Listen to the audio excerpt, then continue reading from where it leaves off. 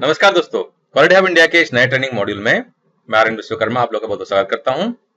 दोस्तों, आज के इस ट्रेनिंग मॉड्यूल में हम की परफॉर्मेंस इंडिकेटर्स, जो कि काफी फेमस तरीका है इंडस्ट्री में लोगों के परफॉर्मेंस को आइडेंटिफाई करने के लिए, मेजर करने के लिए और इंप्रूवमेंट के एक्शन को प्लान करने। लेकिन दोस्तों, प्रोग्राम को शुरू करने से पहले आपको बताना चाहूंगा कि क्वालिटी हब इंडिया ने काफी सारे ऑनलाइन सर्टिफिकेशन प्रोग्राम लॉन्च किए हुए हैं और इनफैक्ट हम डे बाय डे नए नए प्रोग्राम, नए नए मॉड्यूल्स को ऐड करते जा रहे हैं। एग्जांपल के तौर पर अगर कुछ प्रोग्राम का नाम आपको बताऊं मैं, तो हमने lean six sigma yellow belt को लॉन्च किया हुआ है, lean six sigma green belt को लॉन्च किया हुआ है, awareness training on quality management system जो लेटेस्ट है ISO 9000 2015, IATF 16949, ये भी हमारे सर्टिफिकेशन प्रोग्राम में है। इंटरनल ऑडिटर सर्टिफिकेशन प्रोग्राम है, कोर टूल्स जिसमें कि सारे कोर टूल्स हैं, certification program on total productive maintenance, on TQM, on problem solving tools and root cause analysis, awareness training program on environmental health and safety जो कि latest standard है ISO 14001 और ISO 45001 2018 जो कि मार्च 2018 में रिलीज हुआ है। और इसके अलावा दोस्तों 5S kaizen basics of lean manufacturing, 5S expert kaizen expert, quality circle concept problem solving का जो है अलॉन्ग विद केस स्टडीज। और दोस्तों इसके अलावा भी कुछ प्रोग्राम है। तो दोस्तों हमारे सारी जो ट्रेनिंग मॉड्यूल्स हैं इनमें आपको एक्सक्लूसिव वीडियो मॉड्यूल्स मिलेंगे। फॉर एन एग्जांपल अगर आपको बताऊं मैं, तो हमारे लीन सिक्स सिग्मा के ग्रीन बेल्ट के मॉड्यूल में आपको मोर देन 20 मॉड्यूल्स मिलेंगे। इनफैक्ट उसमें जो डीमैक का मॉड्यूल्स हैं वो अपने आप में ही 5 मॉड्यूल है। हर एक फेज को काफी इलैबोरेटली एक्सप्लेन किया गया है और डीमैक का मॉड्यूल ही मोर देन 5 आवर्स का है। इसके अलावा आपको काफी सारे एनालिटिकल और स्टैटिस्टिकल टूल टेक्निक सीखने के लिए मिलेंगे, जैसे कि hypothesis testing, analysis of variance, regression analysis, design of experiment, correlation analysis, mini type के एक्सरसाइजेस, प्रोजेक्ट को आइडेंटिफाई कैसे करते हैं, ड्राइव कैसे करते हैं। ग्रीन बेल्ट में आपको स्टडी मटेरियल सॉफ्ट में मिलेंगे वीडियो मॉड्यूल, आपको हार्ड कॉपी भी कुरियर किए जाएंगे, आपको ई बुक्स भी मिलेंगे। हमारे क्वालिटी मैनेजमेंट सिस्टम के अवेयरनेस ट्रेनिंग प्रोग्राम में IATF को और ISO 9001 को काफी इलैबोरेटली एक्सप्लेन किया गया हर एक क्लॉजेस को। और इस ट्रेनिंग प्रोग्राम के जो मॉड्यूल्स हैं ये मोर देन 6 आवर्स के मॉड्यूल्स हैं। इंटरनल ऑडिटर ट्रेनिंग प्रोग्राम का 2 पार्ट है, जिसमें कि क्वालिटी मैनेजमेंट सिस्टम के स्टैंडर्ड्स को काफी इलैबोरेटली एक्सप्लेन किया गया है। इसके अलावा ऑडिटिंग स्किल्स के जो ग्लोबल गाइडलाइंस होता है ISO 19011, उसको काफी इलैबोरेटली एक्सप्लेन किया गया 5 मॉड्यूल में, जिसको कि अपने आप में ही मोर देन 5 आवर्स का टाइम लिया गया है। यानी कि आपको इंटरनल ऑडिटर के ट्रेनिंग प्रोग्राम में मोर देन 12 आवर्स के आपको वीडियो मॉड्यूल्स मिलेंगे। इसके अलावा आपको इंटरनल ऑडिटर ट्रेनिंग प्रोग्राम में कैसे ऑडिट करना होता है, कैसे रिपोर्ट राइटिंग करना होता है, एनसी आइडेंटिफिकेशन कैसे करना होता है, एनसी क्लोजर कैसे करना होता है, रिस्क असेसमेंट के केस स्टडीज, क्राइटेरिया और मेथोडोलॉजी को भी काफी इलैबोरेटली एक्सप्लेन किया गया है। हमारे कोर टूल के सर्टिफिकेशन प्रोग्राम में सारे कोर टूल्स को APQP, PPAP, MSA, SPC और FMA को काफी इलैबोरेटली एक्सप्लेन किया गया है। इसके अलावा आपको NDC यानी कि number of distinct categories, process capability से वीडियो मिलेंगे और सारे कोर टूल्स के केस स्टडीज के वीडियो भी आपको मिलेंगे। इसके अलावा सर्टिफिकेशन प्रोग्राम में हमारे काफी सारे कोर टूल्स के जो बुक्स हैं या मैनुअल्स हैं आपको सॉफ्ट कॉपी वो भी प्रोवाइड किए जाएंगे। हमारे प्रॉब्लम सॉल्विंग टूल के सर्टिफिकेशन प्रोग्राम में 7 quality control tool, 7M tools और रूट कॉज एनालिसिस को काफी इलैबोरेटली एक्सप्लेन किया गया है। 7 क्वालिटी कंट्रोल टूल्स के मॉड्यूल्स को अपने आप में काफी इलैबोरेटली मोर देन 3 आवर्स के मॉड्यूल में एक्सप्लेन किया गया है। तो दोस्तों ये सारे ट्रेनिंग प्रोग्राम आप घर बैठे अपने कन्वीनियंस से कर सकते हैं, अपने कंफर्ट से कर सकते हैं। दोस्तों ट्रेनिंग कंप्लीट होने के बाद में आपका जो टेस्ट है वो भी ऑनलाइन लिया जाएगा और सक्सेसफुली टेस्ट क्लियर करने के बाद में सर्टिफिकेट का hard copy quality hub India की तरफ से आपको आपके प्रोवाइडेड एड्रेस पे कोरियर कर दिया जाएगा। तो दोस्तों सर्टिफिकेट जो है क्वालिटी हब इंडिया, जो कि government of India registered training and certification company है, उसकी तरफ से प्रोवाइड किया जाएगा। तो हम आशा करते हैं कि हमारे जो सर्टिफिकेशन प्रोग्राम है ये आपके प्रोफेशनल करियर को आगे बढ़ाने में मददगार साबित होंगे। तो दोस्तों डिटेल में प्रोग्राम के बारे में जानने के लिए आप हमारे मेल ID QHI2017@gmail.com पे कॉन्टैक्ट कर सकते हैं। तो दोस्तों सबसे पहले समझते हैं कि की परफॉर्मेंस इंडिकेटर ये होता क्या है। तो दोस्तों की परफॉर्मेंस इंडिकेटर जो होता है एक इंपॉर्टेंट इंडिकेटर होता है किसी भी ऑर्गेनाइजेशन के लिए, जो कि बताता है कि आपके ऑर्गेनाइजेशन कैसे परफॉर्म कर रही है, इसके बिजनेस कैसे चल रहा है। की परफॉर्मेंस इंडिकेटर बिजनेस का भी हो सकता है, ऑर्गेनाइजेशन लेवल का भी हो सकता है या इंडिविजुअल फंक्शन लेवल में भी हो सकता है। तो जिस लेवल में आप की परफॉर्मेंस इंडिकेटर बना रहे हैं ये उस लेवल के हिसाब से उसका इंडिकेटर बताता है कि वो जो फंक्शन है या पर्सन जो है या जो ऑर्गेनाइजेशन है वो कैसा परफॉर्म कर रहा है अपने परफॉर्मेंस इंडिकेटर के अगेंस्ट में। Organizations use KPI at multiple levels to evaluate their success at reaching targets। तो दोस्तों KPI जो होता है ये ऑर्गेनाइजेशंस के अलग अलग लेवल में डिसाइड किया जाता है। ये आप चाहे तो सुपरवाइजर लेवल से स्टार्ट करते हुए आप HOD लेवल, सीनियर मैनेजमेंट के लेवल, प्लांट हेड के लेवल या कॉर्पोरेट हेड कहीं पर भी आप जा सकते हैं। तो इसको आप मल्टीपल लेवल में क्रिएट कर सकते हैं। हाई लेवल KPIs में focus on the overall performance of the enterprises, while low level KPIs may focus on processes in departments such as sales, marketing or a call center। दोस्तों अगर आप high level के की performance indicator बना रहे हैं जहां पर कि आप ऑर्गेनाइजेशन लेवल के परफॉर्मेंस इंडिकेटर को सेट कर रहे हैं तो वो ऑर्गेनाइजेशन का परफॉर्मेंस दिखाएगा। अगर आप थोड़ा सा नीचे लेवल में आएंगे तो आप फंक्शन लेवल में भी क्रिएट कर सकते हैं जो कि उस पर्टिकुलर फंक्शंस का परफॉर्मेंस इंडिकेटर दिखाएगा। यानी कि आप चाहे तो quality assurance, HR, marketing, sales, productions वगैरह वगैरह आप किसी भी फंक्शंस का, किसी भी डिपार्टमेंट से, किसी भी लेवल में आप की परफॉर्मेंस इंडिकेटर्स बना सकते हैं। हाँ, लेकिन आपको दोस्तों यहाँ पर एक चीज की याद रखने की जरूरत है कि अगर आप की परफॉर्मेंस इंडिकेटर बना रहे हैं तो जनरली जो स्टैंडर्ड तरीका होता है कि पहले हाई लेवल का की परफॉर्मेंस इंडिकेटर बनाया जाता है। यानी कि अगर आप ऑर्गेनाइजेशन लेवल में बना रहे हैं तो पहले ऑर्गेनाइजेशन लेवल का परफॉर्मेंस इंडिकेटर को सेट कर दीजिए क्योंकि वो अलाइनमेंट होना जरूरी है। दोस्तों मैंने काफी सारे जगहों में देखा है कि जो की परफॉर्मेंस इंडिकेटर्स होते हैं लोग पैरेलली बनाते हैं। यानी कि वो जूनियर लेवल में सुपरवाइजर्स को या HODs हैं या फंक्शनल हेड्स को बोल देते हैं कि आप अपना अपना परफॉर्मेंस इंडिकेटर बनाओ और जो प्लांट हेड होता है या CE होता है वो अपना बनाता रहता है। यानी कि इंटीग्रेशन दोनों में कुछ नहीं होता है। तो ये गलत तरीका है दोस्तों।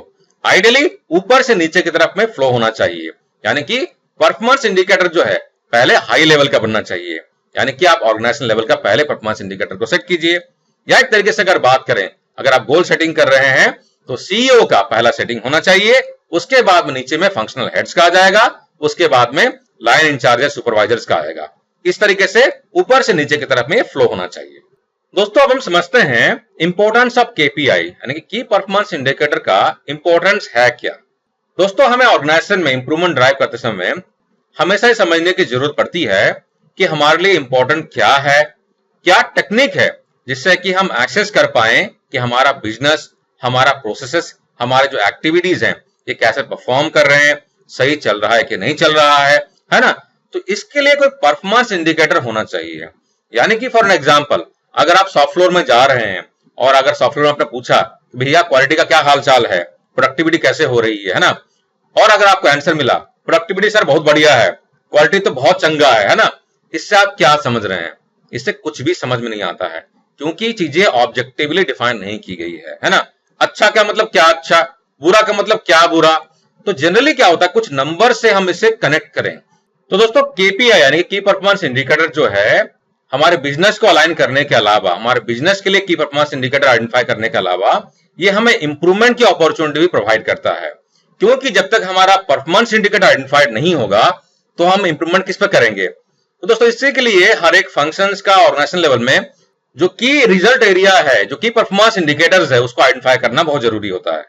तो इसी के लिए दोस्तों हमारा जो की परफॉर्मेंस इंडिकेटर्स होते हैं ये परफॉर्मेंस इंप्रूवमेंट इनिशिएटिव के साथ में भी जुड़े हुए होते हैं। और दोस्तों यहां पर क्या बताया गया है, a very common way to choose KPI is to apply a management framework such as the balance score card. तो दोस्तों इस सेशन में हम बैलेंस स्कोर कार्ड को तो डिटेल में नहीं समझेंगे, हाँ लेकिन जो मैं फाइनली आपको जो एग्जांपल दिखाऊंगा की परफॉर्मेंस इंडिकेटर्स का, और वो जो रहेगा एक प्लांट हेड का बैलेंस स्कोर कार्ड ही है। मैं डिटेल में एक्सप्लेन नहीं करूंगा बैलेंस स्कोर कार्ड को, लेकिन की परफॉर्मेंस इंडिकेटर उस बैलेंस स्कोर कार्ड से कैसे निकलता है उसको हम लास्ट में समझेंगे। आइए दोस्तों हम समझते हैं टाइप्स ऑफ KPIs। KPI कितने तरह के होते हैं और क्या क्या होते हैं उनके बारे में डिटेल में जानते हैं। तो दोस्तों पहला KPI हो गया हमारा क्वांटिटेटिव इंडिकेटर्स, यानी कि ऐसे indicators that can be presented with a number, आप उसे नंबर में रिप्रेजेंट कर सकते हैं।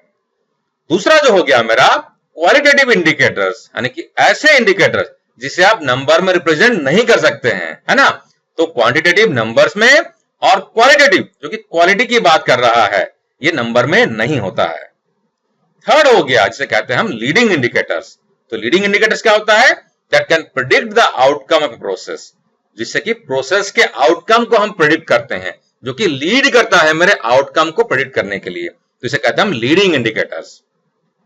और लैगिंग इंडिकेटर्स ये क्या होता है, दैट प्रेजेंट द सक्सेस और फेलियर पोस्ट हॉक, यानी कि काम खत्म होने के बाद में आप उससे सक्सेस और फेलियर के बारे में जानते हैं, जो कि लैगिंग इंडिकेटर्स है ना। तो ये लीड करता है और ये लैग करता है, दोनों में ये डिफरेंस है।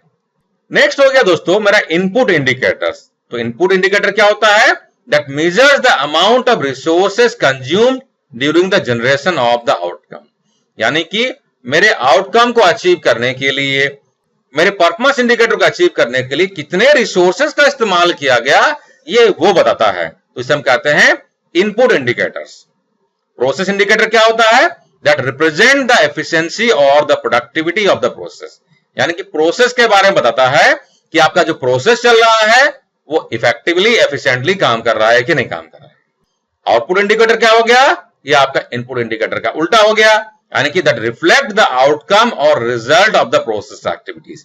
तो यहां पर इनपुट इंडिकेटर्स में हम इनपुट के बारे में जानते हैं और आउटपुट इंडिकेटर्स में हम प्रोसेस के, प्रोडक्ट के आउटकम के बारे में जानते हैं।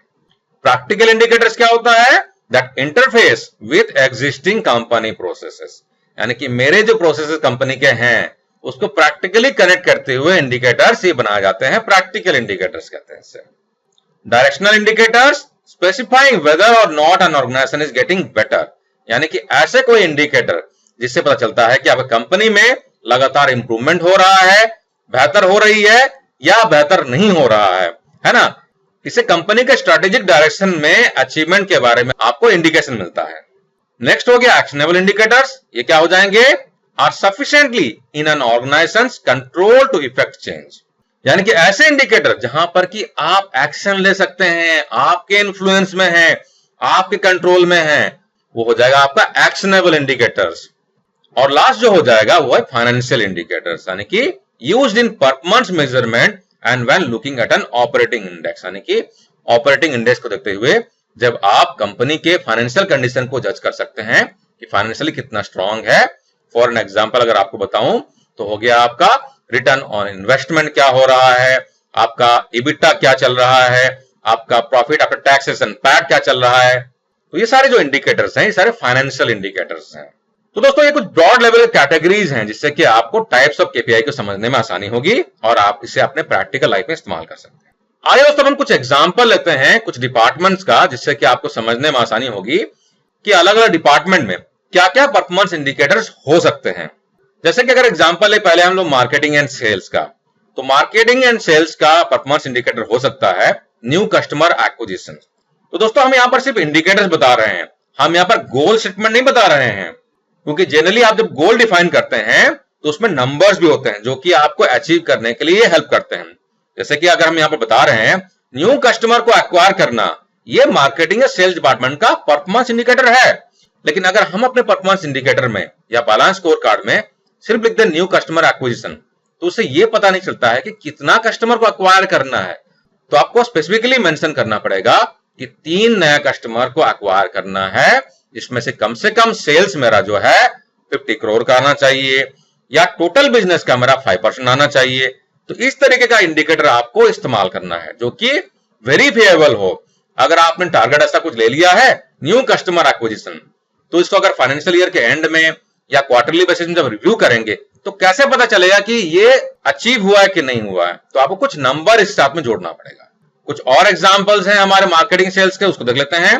Demographic analysis of individuals applying to become customers and the level of approval, rejections and pending number. बहुत सारे यहाँ पर एग्जांपल दिए गए हैं। तो टिपिकली मार्केटिंग और सेल्स से काम होता है कि प्रोडक्ट को सेल करना, नए नए कस्टमर्स लाना, एग्जिस्टिंग कस्टमर से ऑर्डर को रिपीट करना। तो यहां पर कुछ एग्जांपल दिए गए हैं, जैसे कि लेवल ऑफ अप्रूवल, कितने कस्टमर्स को आपने ऑर्डर के लिए अप्रोच किया और उसमें से कितने अप्रूवल मिल गए, कितने में रिजेक्शन मिल गई, कितने पेंडिंग हैं। ये सारे जो हैं आपके इंडिकेटर्स हो सकते हैं मार्केटिंग के। Status of existing customer, existing customers कितने थे और अभी कितने हैं।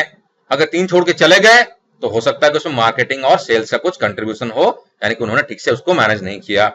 कस्टमर एट्रिशन, कितने कस्टमर्स निकल के चले गए। Turnover generated by strength of the customer population, है ना, कितनी रेवेन्यू आ रही है। Outstanding balances held by segments of customers and terms of payment, यानी कि आपके जो सेल्स हो गए कि सारे के सारे सेल्स के जो अमाउंट है, रेवेन्यू है, सारे कस्टमर से कलेक्ट हो गए या पेंडिंग जा रहे हैं। जो भी टर्म्स ऑफ पेमेंट है कि आपको 60 डेज में पेमेंट मिलना चाहिए था, 90 डेज में मिलना चाहिए था, तो जो भी टर्म्स ऑफ पेमेंट आपके कस्टमर साथ में एग्रीमेंट है, क्या मार्केटिंग या सेल्स टीम ने वो पैसों को कलेक्ट किया है उनसे, तो ये भी एक इंडिकेटर हो सकता है। Collection of bad debts with customer relationship, जो भी बकाया वगैरह कस्टमर के पास में है उनमें से कितने कलेक्शन हो गए। Profitability of customers by demographic segments and segmentation of customer by profitability, ये भी स्टडी करना कि अलग अलग ज्योग्राफिक जो हैं, अगर आपने let's say for example India को 4 भागों में डिवाइड कर दिया, नॉर्थ, ईस्ट, वेस्ट और साउथ, तो आप अगर स्टडी करना चाहते हैं कि ज्योग्राफी वाइज जो मेरे कस्टमर्स हैं उनके रेवेन्यू कितने आ रहे हैं, उसमें बढ़ोतरी हो रही कि नहीं हो रही है, प्रॉफिटेबिलिटी कितनी आ रही है वगैरह वगैरह, ये भी आपके परफॉर्मेंस इंडिकेटर्स हो सकते हैं मार्केटिंग और सेल्स के लिए। अब दोस्तों एग्जांपल कुछ मैन्युफैक्चरिंग का ले लेते हैं, क्योंकि हमारे काफी सारे व्यूअर्स मैन्युफैक्चरिंग से आते हैं। तो OEE यानी कि ओवरऑल इक्विपमेंट इफेक्टिवनेस एक स्ट्रॉन्ग परफॉर्मेंस इंडिकेटर है मैन्युफैक्चरिंग फंक्शन का, जो कि मल्टीप्लिकेशन होता है अवेलेबिलिटी, परफॉर्मेंस और क्वालिटी का। अवेलेबिलिटी, परफॉर्मेंस और क्वालिटी ये अपने आप में इंडिविजुअली भी परफॉर्मेंस इंडिकेटर है मैन्युफैक्चरिंग का। साइकिल टाइम रेशियो क्या चल रहा है, मशीन का यूटिलाइजेशन क्या चल रहा है, रिजेक्शन रेट क्या हो रहा है, ये सारे के सारे जो हैं परफॉर्मेंस इंडिकेटर हो सकते हैं आपके मैन्युफैक्चरिंग फंक्शन का। तो दोस्तों हम यहां पर कुछ एग्जांपल दे रहे हैं आपको, इसके अलावा भी बहुत सारे परफॉर्मेंस इंडिकेटर हैं जो कि nature of company, process, product पर वेरी कर सकता है। आईटी ऑपरेशन में कुछ एग्जांपल ले लेते हैं दोस्तों। Availability upon up time, mean time between failure, mean time to repair यानी कि MTTR, MTBF और अनप्लान्ड अवेलेबिलिटी, एवरेज टाइम, ये कुछ इंडिकेटर्स हो गए हमारे आईटी ऑपरेशंस के। अगर आईटी प्रोजेक्ट के एग्जीक्यूशन का परफॉर्मेंस इंडिकेटर ले लें तो earned value, estimated to complete, कितने दिनों में कंप्लीट करना है किसी प्रोजेक्ट को, labour spend per month, euro spend या डॉलर स्पेंड या rupee spend per month, planned money per month, planned labour per month, average time to deliver, कोई भी आपने एक्टिविटी प्लान किया हो, task per staff and project overhead per return on investment. ये हमारे कुछ एग्जांपल्स हो गए परफॉर्मेंस इंडिकेटर्स के, जो कि आईटी प्रोजेक्ट एग्जीक्यूशन से रिलेवेंट है।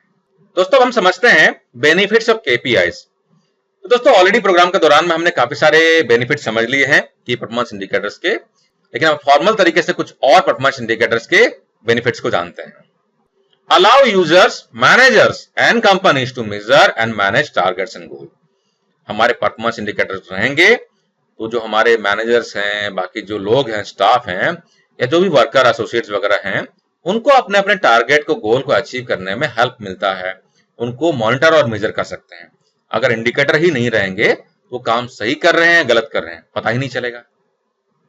दूसरा हो गया दोस्तों, use simple KPI to track project performance and report to project shareholders. यानी कि किसी भी प्रोजेक्ट को ड्राइव करते समय अगर आपने केपीआई डिसाइड किया हुआ है तो आपको ट्रैक करने में और ये जानने में मदद मिलेगी कि आपका प्रोजेक्ट चल कैसा रहा है, और उन परफॉर्मेंस इंडिकेटर्स के ट्रेंड को आप अपने शेयर होल्डर के साथ में, स्टेक होल्डर के साथ में शेयर कर सकते हैं, ताकि उनको पता चलेगा कि उनका प्रोजेक्ट चल कैसा रहा है। Keep the right people within an organisation, keep up to date with business KPI performance. Performance indicator लगाने के बाद में आप ये जान सकते हैं कि कौन से लोग सही हैं।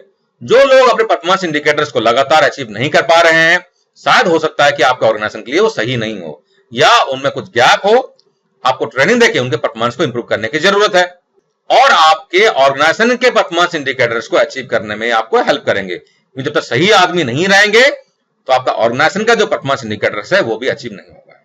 Intuitive snapshot of performance against goals.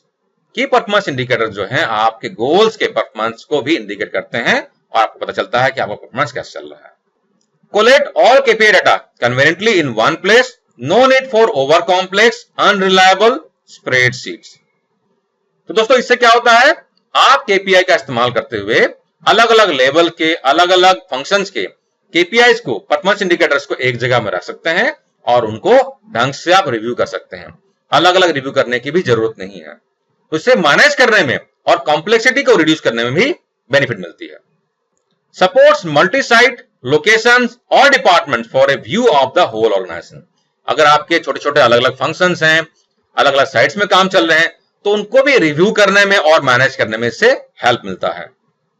Transparency of performance at all level, सभी को क्लैरिटी रहती है कि उनका परफॉर्मेंस इंडिकेटर क्या है, किसके हिसाब से उनके परफॉर्मेंस को जज किया जाएगा। अगर क्लैरिटी ही नहीं रहेगी तो क्या होगा, हमेशा परफॉर्मेंस अप्रेजल के टाइम में लास्ट में टसल होता है कि आपने तो पहले बोला नहीं तय करना है, मैंने तो बहुत सारा काम किया है, मेरा इंक्रीमेंट कर नहीं रहे हो आप, है ना। बहुत सारी फाइटिंग होती है परफॉर्मेंस अप्रेजल के टाइम में। तो अगर परफॉर्मेंस इंडिकेटर्स क्लियरली डिफाइन किए रहेंगे तो दोनों को, यानी कि अप्रेजर और अप्रेजी दोनों को मालूम होगा कि क्या अचीव करना है, और अगर अचीव नहीं किया तो क्या होने वाला है। तो उससे क्या होता है, ट्रांसपेरेंसी बनी रहती है दोनों में। Online access any time, system में अगर आपने केपीआई बनाया हुआ है, सिस्टम ऑनलाइन आपने अगर बनाया हुआ है, तो कोई कभी भी, यानी कि अप्रेजर और अप्रेजी दोनों के दोनों कभी भी एक्सेस करके दे सकते हैं कि मेरा परफॉर्मेंस इंडिकेटर कैसा चल रहा है। कहीं पर अगर गैप है तो मैं गैप को आइडेंटिफाई करके एक्शन ले सकूं, ताकि मुझे परफॉर्मेंस इंडिकेटर को अचीव करने में हेल्प मिले। Track the impact of initiatives, मैं अपने इनिशिएटिव्स को ट्रैक कर सकता हूं, प्रोग्रेस को ट्रैक कर सकता हूं। Easily measure individual, department and office contributions accurately, clearly and objectively, मैं बहुत ही एक्यूरेटली और क्लियरली और ऑब्जेक्टिव के साथ में परफॉर्मेंस इंडिकेटर को मॉनिटर कर सकता हूं और जान सकता हूं कैसे चल रहा है, कुछ अगर गड़बड़ी है तो कहां गड़बड़ी है, और इसमें कहां पर किसका कितना कंट्रीब्यूशन हो रहा है मुझे वो भी पता चल जाएगा। ट्रांसलेट विजन एंड स्ट्रैटेजी, मेरे परफॉर्मेंस इंडिकेटर जो हैं ये भी जानने मुझे हेल्प करते हैं कि मेरी जो विजन और स्ट्रैटेजी वगैरह जो है वो सही डायरेक्शन में चल रही है कि नहीं चल रही है, और वो अचीव होगी भी कि नहीं।